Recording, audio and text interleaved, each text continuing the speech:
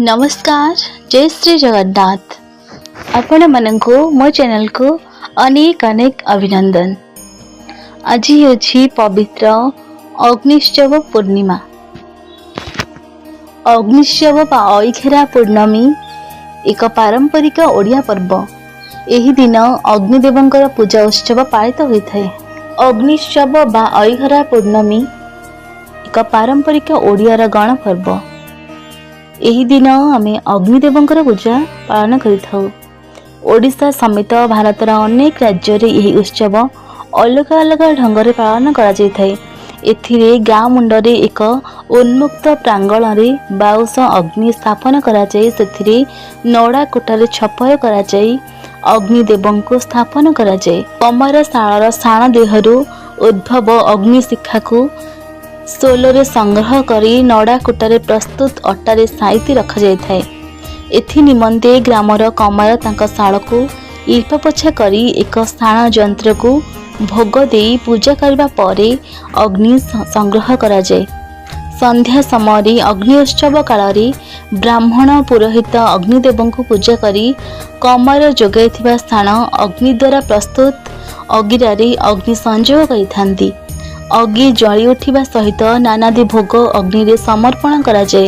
भक्त माने खोल कीर्तन करी अग्निर चतुर्पार्श्वर प्रदक्षिण करबा सहित अग्नि रे आलू बैगण आदि फल निक्षेप करिथांती। लोकमानंकर विश्वास रहिछि जे एथिरे पोड़ा जाइथिबा फल खाइले मनुष्य देहरे चर्म रोग हुए नाही।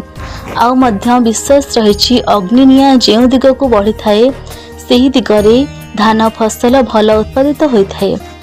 माघ पूर्णिमार एही अग्निश्चव एक कृषिभित्तिक पर्व।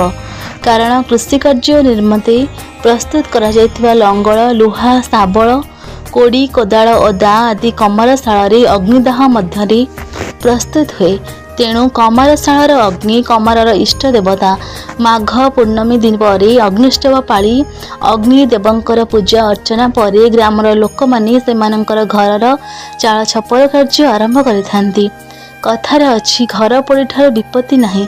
तेणु गृह को अग्निदाहरु सुरक्षा देवा निमंते अग्नि देवतांकर संतोष विधान निमंते माघ पूर्णिमा दिन अग्नि उत्सव पालित होइथाय।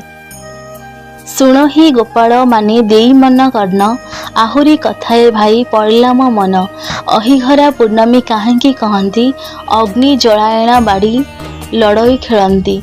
आलू बैगण कंदमूल नारिकेल आनंद होइण पोड़ी खांती सकल। सर लवणी छाड़ी नंदर नंदन फल पोड़ी खांती से शंकांक गंजे संगेंग।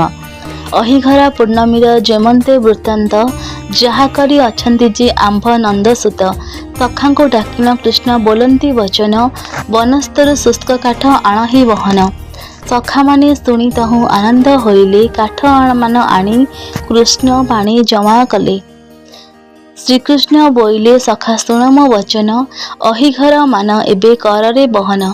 शुणी करी सखा माने अग्नि लगाइले अहि गर्तमान सबू पोड़ी पकाइले। अग्नि जानी सर्प विष हरण करिलाई ननादी फल पोड़ीण खांती कन्हाई। सखा माने उपवास रहीण जे थिले कृष्ण अचेतन किछि खाइण नथिले। सखाए आनंद होई फल मान आनी अग्नि रे पकाई पोड़ी खांती पुणी। श्रीकृष्ण जानिले आउ विश्व जला नाही परीक्षा होइला एबे फल मान खाई। अहिघरा पोड़ी कृष्ण आनंद होइले अहिघरा पूर्णिमा जे नाम विकासिले। जय श्री कृष्ण। जय जगन्नाथ।